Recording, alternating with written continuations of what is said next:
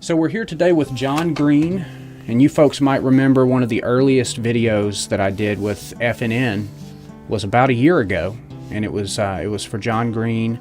The backstory there is a pretty heart-wrenching story about John's daughter, and I invite you guys to look back at last year's video. We'll include a link, and that you can get a little bit more information about that backstory. But today we're here to talk with John about his upcoming event. Is this the second annual? It's the second annual. And what's the name of the event? It's just remembering those lost to addiction.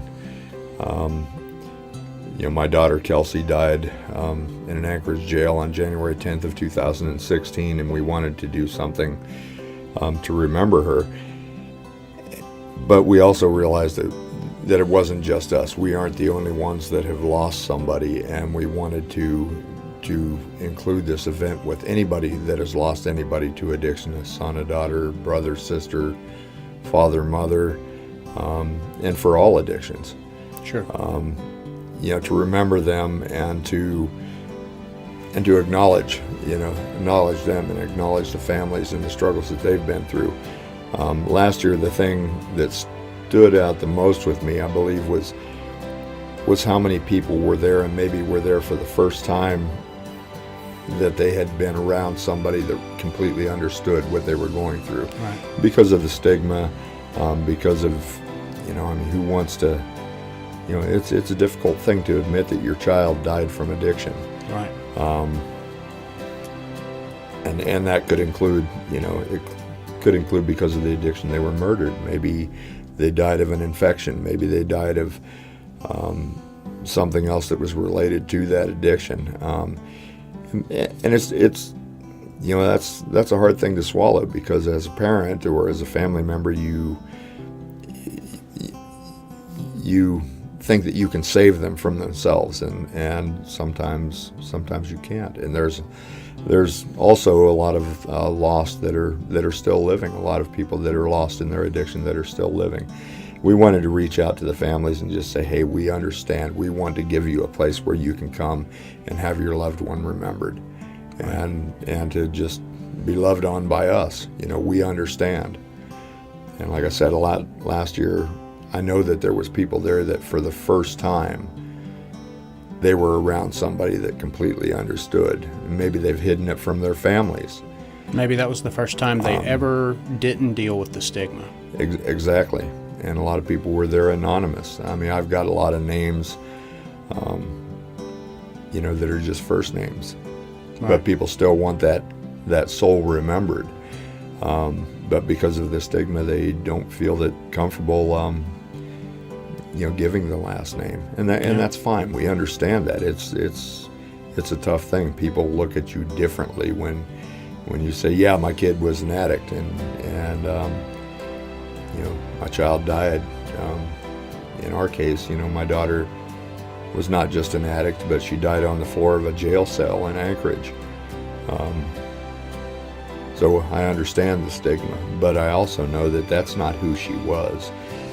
Kellsie was so much more than this person. Right. Because of the lack of resources and things that were available, we believed that our last best chance at saving her life was to have her arrested. And we did that, and I believe to this day that was the right decision. But she was arrested and put into a facility that was ill-prepared to deal with addiction, and she died in that jail 5 days after being arrested from dehydration. So really, it seems like what you're really putting your day-to-day energy into then is to make a change in that particular area. We want to see resources available. We want to see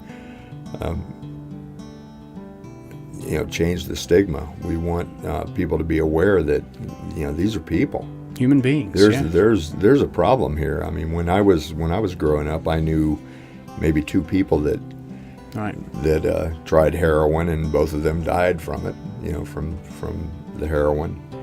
And, I grew up in the 60s and 70s. That was the drug culture back then, but these drugs weren't available. Right. In my daughter's class, I can name sadly some that have died, but at least 15 people that have become addicted to this. It's an epidemic, if not a pandemic.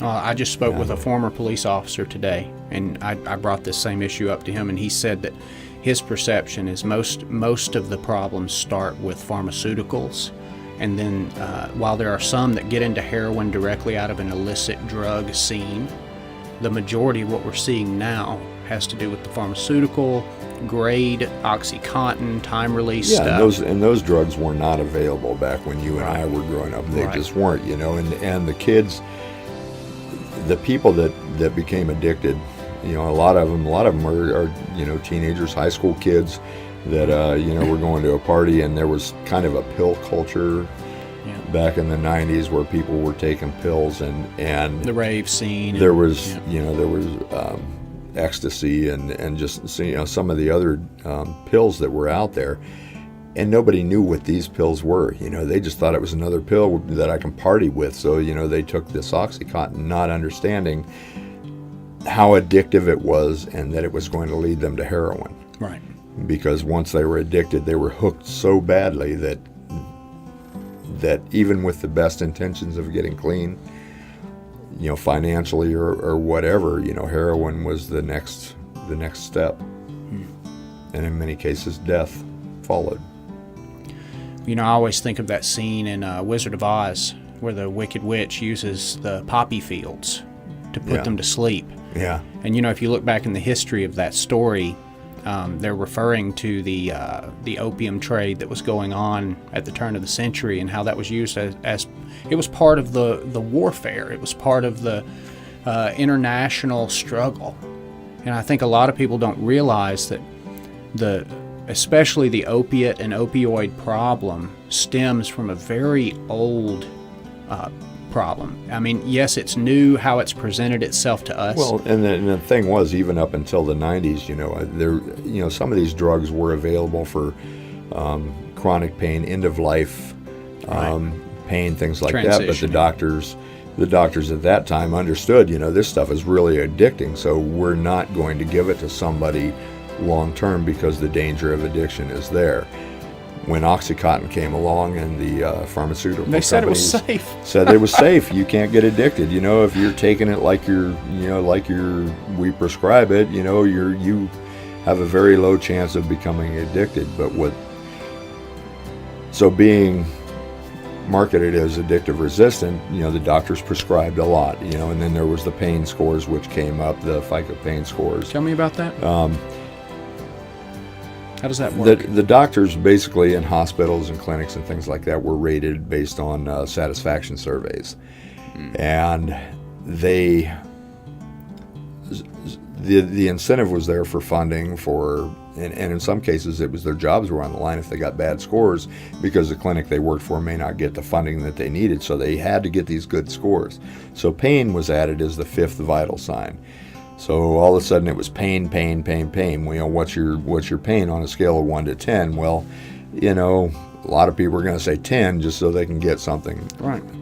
So the doctors were kind of compelled, and believing that these drugs were addictive resistant, to prescribe 40, 80 Percocets, 80 OxyContins and things like that. Well, and if your patient doesn't feel pain and they're rating their satisfaction based on how little pain they feel, and how, frankly, I mean, if they're on an opiate, they're going to feel better. So, yeah, and the thing is the pharmaceutical companies had lied about it. This stuff was massively addictive.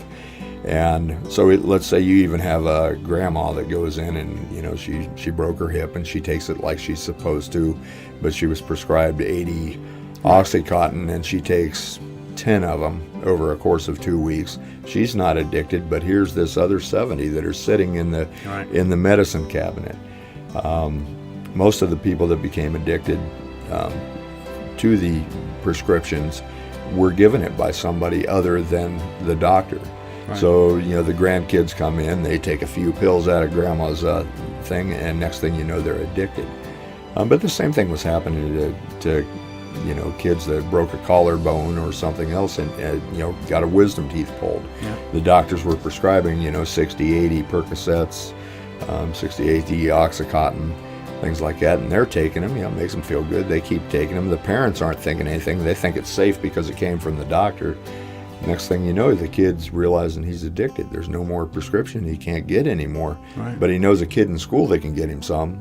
Right. So he gets that, and after a while, it becomes so expensive buying them on the street that, heroin. Right. Heroin's cheap, and it's twice. It's more powerful. You get, the bigger bang for your buck, and that's. And you have to shoot it up, so it's going to hit your blood immediately, right, as opposed to a pill. And that has to process, I'm assuming, as opposed to the. Somebody had to make a choice to take a drug the first time. But after you're addicted, there is no choice. There is nothing. It's survival. It changes something in your brain. You become, it's all about survival.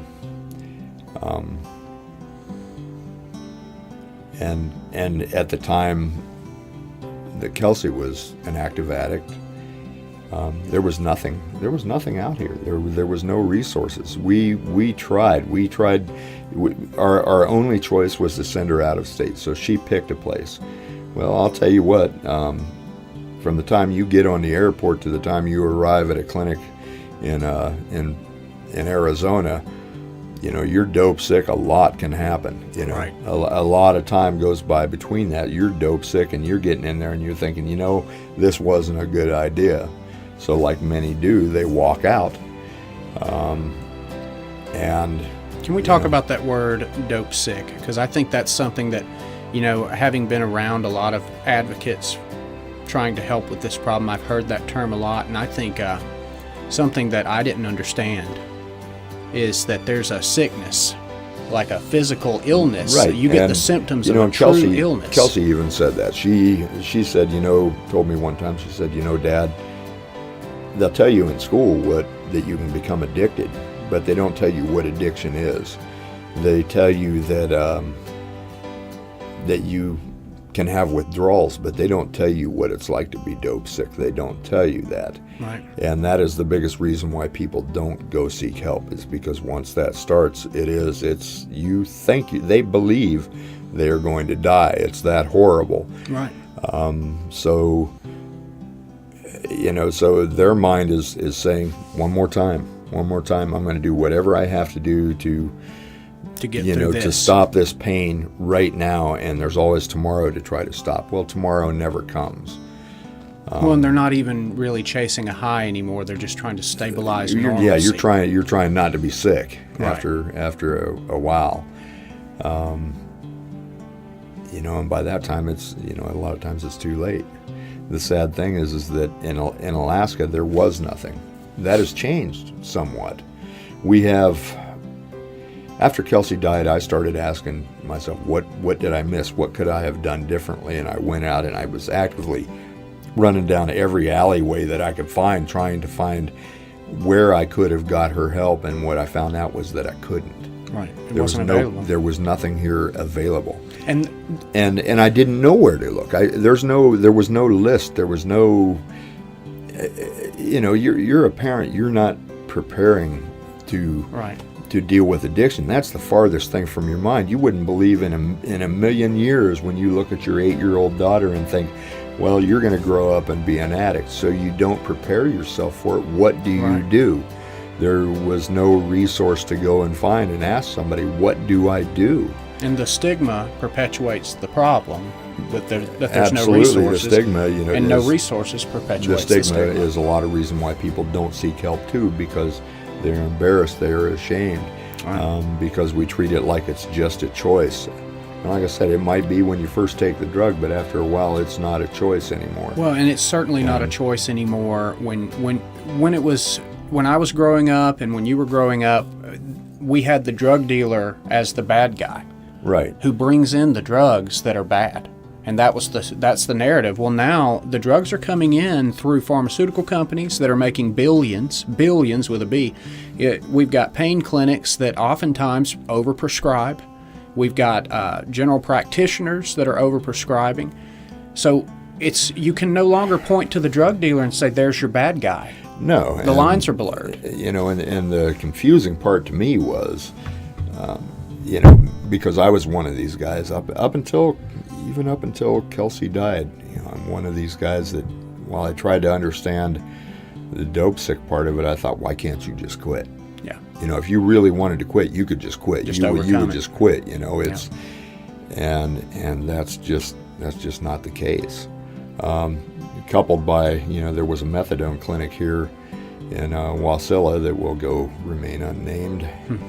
I think anybody that's had any dealings with it knows exactly who I'm talking about. Are you saying you're zipping your lip on this? Yeah, that's exactly what I'm saying. Yeah. Kellsie went and got on methadone, but the methadone was being increased. And she said, well, I don't want to. I want to get tapered off. I don't want to be on this. Taper me off. He also billed thousands of dollars for UAs that she had to take. And when she asked to be tapered off and got argumentative about it, she was kicked out of the program. Well, now you're hooked on heroin anyway. Right. You're trying to get off it with methadone that you've just increased the dose for me for. So what's the choice? You go back, where do you go then? Heroin. And they administer the methadone, stop the right? pain.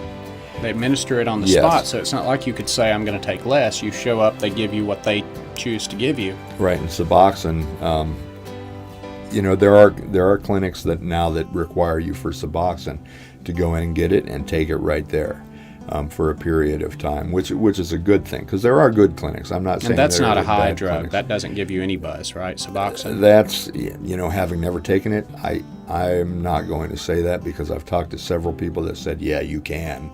If you believe that you can. In fact, I've read articles from people that claim that was their drug of choice, that they started taking Suboxone. Really? And because they could, and they figured it was safe, and actually Suboxone was the avenue going to heroin. I don't think that's the Normal, majority yeah. or real common, but it can happen, and most addicts will say, yeah, you can get high on Suboxone. That's why it's in the jail so much too. It's not just because people want to have it in there so they're not dope sick in jail. They can get high off of it. Right. So, and it's so thin, like little strip of paper, so thin and so tiny, it's really easy, I would imagine, to smuggle it in. So that's a real problem in jail. I know one time when Kellsie was in jail, she was able to secure Suboxone in jail. And you would think that would be the last place that they would be able to. You would think so, and knowing what I know now, I wish she'd have been able to get some in the Anchorage jail. Yeah, Because might have maybe helped she her. wouldn't have been so sick. Maybe she wouldn't have got dehydrated and died. Well, and you would think that if you were calling and telling the police, my daughter, she's addicted to heroin, she's addicted to opiates, you would think that they would have some procedure immediately in place to handle that, so that they're not liable for what happens to people when they detox in jail. I don't understand why that wasn't already in place. I know that they have, supposedly, they have, according to the Department of Corrections, they have enhanced the protocol. Supposedly they had a protocol all along, but Clearly it didn't. It was not being followed if they did, and I'm not going to get too much into that. That's an ongoing thing. That's an ongoing thing. So, but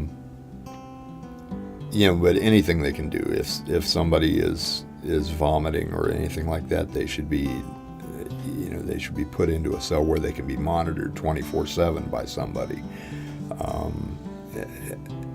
If somebody's not able to hold food down, make sure that they're in medical getting fluids. I think there's a little bit more awareness about it, and I think that the Department of Corrections is making some changes. I would like to believe that they are recognizing now that the biggest driver to the crime is the drugs. Right. So you can bet that if you're arresting somebody for theft or for shoplifting or for any number of crimes, that there's, in all likelihood, they're going to be detoxing from something. Right.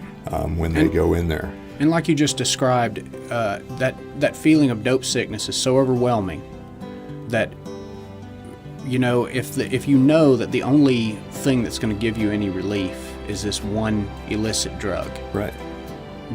and there's nothing else you can think about. If you're going to do are whatever. in searing pain, you're hot, you're cold, you're vomiting, you're crapping yourself, you know, your anxiety is through the roof and everything, and you can make all that go away. Yeah. If you steal a lawnmower. Yeah. Or something like that. If you steal a lawnmower and go buy that one piece that's gonna, you know, that is going to make it all go away. Even if it's just for a short time. And hope for tomorrow. Yeah. You know, there's. I always tell people, you know, perhaps if they don't have any compassion for a heroin addict, perhaps they could go for 3 days without their coffee. You know, and if they could make it for 3 days without caffeine, then they can judge people who are addicted to heroin. But most people are so hooked on coffee, they couldn't make it to lunch without their coffee. But for whatever reason, they disconnect that almost everyone's addicted to something. Well, even cigarettes. You know, I mean, Right. people smoke, and some people don't quit. But you don't. And if you think how hard it is for a lot of people to quit smoking, you have the anxiety, or you're just, you know, you're kind of antsy and everything else. Well, imagine if you were crapping your pants. Imagine if you were unable to speak. I know you're vomiting just uncontrollably, you know, vomiting and everything. How many people would still be smoking? Yeah. You know? And then there's the controversy about, you know, methadone or Suboxone or anything like that. Some people say that, you know, complete abstinence is the way. You know, there's not one way for anybody. Perhaps for milder addiction. From my standpoint, I think abstinence is, you know, should be the goal and might be the goal. Methadone for a guy that's maybe 65 years old, he's been an addict for 20 years, a heroin addict for 20 years, that dude probably needs to be on methadone for the rest of his life. Right. But a 20-year-old that's been an addict for 1 or 2 years, probably not, you know, and so abstinence should be the goal. There's definitely a place for methadone and Suboxone. You know, just like with cigarette smoking, you know, we have patches, we have lozenges, we have acupuncture, we have, you know, all those other things. So, you know, it would be pretty hypocritical to, you know, for someone to say, well, for the addict, you know, they shouldn't have anything, they should just quit. While they chew on their Nicorette gum. Yeah. Yeah. And Exactly. slap on their patch. You know, some methadone and Suboxone clinics will talk about how you need to be on that for life. I think it's up to the individual. You know, everything should be tailored, you know, client driven. When somebody chooses to quit in whatever avenue they are seeking, you know, maybe locking themselves into a cabin, you know, for 5 or 6 days is the way to go. Maybe the bridge device is a wonderful thing to get you. You know, the Lazarus Project that has sprung up. That's a wonderful thing. You know, And that goes behind the ear, right? Goes behind the ear. It gets rid of the majority of the withdrawal symptoms, along with some non-narcotic comfort meds to get you through that. And then the Vivitrol shot to help you maintain, you know, that non-narcotic program for however long you need to take it. You know. And then to be absent. And some people, maybe they need to be on Suboxone. Maybe they need to be on the methadone. I know of one guy, professional. He's tapered off the Suboxone to where he's almost down to nothing, and that's fine because that's his goal. I know another guy that's another professional that has been on Suboxone for several years. He's not using. he's working his job. He's able to take care of his family, pay his own bills, get up every day and do that. But he is terrified of getting off of the Suboxone because he doesn't think that he's afraid of going back to where he was with the heroin. So for that guy, I would say stay on it until you're ready. Stay on it until you're ready. Yeah. I would, kudos to people that have made it through and that are completely drug free now. I mean, that's awesome. And I would hope that would be everybody's end goal. Right. But we know the struggle and we know the toll that it takes on families. You look back in hindsight and the guilt that you carry because did I do too much? Did I not do enough? What did I do? Could I have done more? You don't know. It destroys not just the addict, but everybody around them who loves them. And when that person is gone and they're no longer there, there's this void accompanied by the guilt, the remorse, the second guessing, and everything else. And that's what this candlelight ceremony is about too. We hope that it is healing for the families, and to recognize, the addict that is lost, and to say, they were here, acknowledge their life. They were here. Well, and that's what the name of the event is, Remembering Those Lost to Addiction. And that's January 10th. And I see it's at Nunley Park. That's right. That's right beside, where is that, if people don't know where that is? It's right beside my house. The Homeless Youth Center. The Homeless Youth Center. And that's near... I want to say it's Swanson. I don't have. I do believe it is. It's 250 East Swanson Avenue. Yeah, 250 and East Swanson. It's near the City Hall, right there. Yeah, it's right near City Hall, and I have some video from last year. There's a caboose in the park. Yep. Look for the caboose. Look for the caboose. And you're right now. I mean, this Facebook page says that you've got 198 people that are going to be there. So there's literally hundreds of people who are already absolutely committed to being there. And there are other communities as well that are participating in other areas. Anchorage, Real About Addiction is going to be hosting an event that same night at Oak Street Methodist Church. I'm sorry, Anchor Park Methodist Church. It's on 2300 Oak Street in Anchorage. Juno is having an event. Also, Kara Nelson and her group is having an event down there the same night, 6 to 8. Kenai, Freedom House is having an event as well the same night, and Fairbanks will be having theirs. The event in Fairbanks is going to be on February 6th. The lady that is coordinating it, her son died on February 6th. And I believe it's going to be at the library there in Fairbanks. It's such a devastating loss to lose anyone you love, but to lose someone and to look back and to always question what you could have done differently, that's something that I can imagine that these hundreds of people coming together, they can offer a sense of comfort to each other that no one else can offer them. Yeah, so I really... Kelsey's death has changed my life forever in profound ways that I could have never imagined. This is not advocating for resources, for awareness, for corrections reform. These are not things that I ever imagined that I would be doing in my life, and because of my daughter, because I know who she wasn't just some low-life junkie. This was not her choice.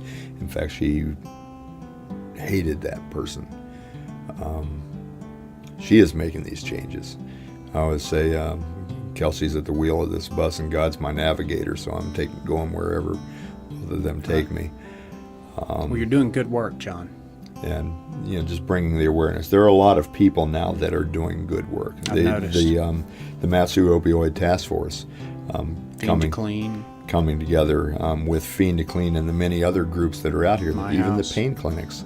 Yep. Which I'm glad to see. The state of Alaska, the Department of Corrections is with us. And the first meeting when Michelle Overstreet called everybody and got everybody at my house for the first meeting, there was a lot of people there, and they were kind of leery of each other because prior to that, they were all groups, clinics, professionals that were somewhat competing against one another. And when getting together and realizing that we all had the same goal was to help the addicts, help the families of addicts, create resources, everybody started working together. And if it was amazing, because if something didn't work at one group, they were more than willing to give a warm handoff to another organization that may be able to help that person and that family. There's still a challenge, because even though we have this big resource list now with all these different groups and everybody involved, it's not enough. There's still gaps in the There are still waiting lists. There are still, even on the resource list that we have, almost every number you're going to call there is going to be on a waiting list. So I have two numbers. I have I just went blank. Fiend to Clean and Fallen Up Ministries are my two. I don't want to say the numbers wrong. I'm thinking it's 8. We can add them to the video. We'll look them up. Yeah. Make sure we get the right video or right phone number for both of those. Well, John. 982-HOPE and I believe it's 815-SAVE, but we'll double check for you. But those are my two go-tos. I've had a lot of parents, I've actually had addicts call or message me on Facebook and say, I need help. What do I do? Those are the two numbers I call, and somebody will always reach out. And if they aren't able to do something at that point in time, they're able to connect that person with with another organization that will be able to help them. I mean, and it's 24/7. There are people out there that are giving of themselves tirelessly, because they've suffered, to make sure that the resources are there and that people have the connection to those resources to get help when they are ready. That's great. Well, thank you so much for doing this. I know it comes from your heart, and I've watched for the last year, and I've known you for about a year or a year and a half now, and I've watched from a distance, and I've been at times involved, and I'm just amazed at how many people are coming together. The stigma really is falling away. I mean, there's still some jerks out there, and we've all been that jerk, that we assume we know what drug addiction is about, but you may be able to write off that addict as a nobody, but how do you write off their family left behind? And that's it. It's I hate to use the word, but it's ignorance. That they just don't know. The judgment, the stigma it's brought on by ignorance. It's a disbelief. And I was one of those guys. Man, I was one of those guys. Why can't you just quit? You could really quit if you wanted to. Well, it's just a choice. No, I'm sorry, it's not. That's, and it took my daughter's death for me to understand what I know now. The education that I've got in the 2 years since, nearly 2 years since Kellsie died is not something I ever wanted, but it is not something I will ever forget either. Yeah. Well, thanks for talking to us today. We're going to get this video out there as soon as possible, and try to do our part to help get the word out about the Remembering Those Lost to Addiction. It's on January 10th at Nunley Park. What time is that? From 6 to 8. 6 to 8. And you guys can't release the lanterns anymore. No, we can't. They changed the rules. I tried to do that. I got a whole bunch of lanterns that I'm not allowed to use. I will be providing the candles or the glow sticks. I'm trying to get some glow sticks because sometimes the candles are kind of hard to do. So we'll have something there for everybody to light up. We'll have burn barrels because it's outside. Great. And KMBQ is going to allow us to use their PA system. Right, so that's a we they thank did them. That last year, right? We thank them. We'll have a couple of speakers right at 6. then Pastor Rick Cavins from the Good Shepherd Lutheran Church will deliver a benediction, and then I will read the names. And last year I had well over 100 names, and I've got quite a few more. And that's tough, because hearing the stories and having the people share the stories of the people they've lost is... There's power in names, too. I was there last year when you read them, and to hear them, to actually hear those names. These are people, they were here, they existed. They were here. Yep. And that's what we remember. They were here. Well, you're changing the stigma. Thank you. Thanks for talking with us, and thanks for watching Fryfogle Network News. Be sure to follow and like us on Facebook for more news and information like this, and go check out Remembering Those Lost to Addiction on the Facebook group they have. It's an event page, and if you search for Remembering Those Lost to Addiction, it's January 10th at Nunley Park, starting at 6 p.m. All are welcome. And for more information, and if you would like to add a name of a loved one that has been lost, you can message me on Kellsie's Key on Facebook. Kellsie's Key. KELLSIE''S KEY on Facebook. And we'll include that link as well, John. Okay. Thanks again. Thank you. Yeah. Appreciate Good to it. see you.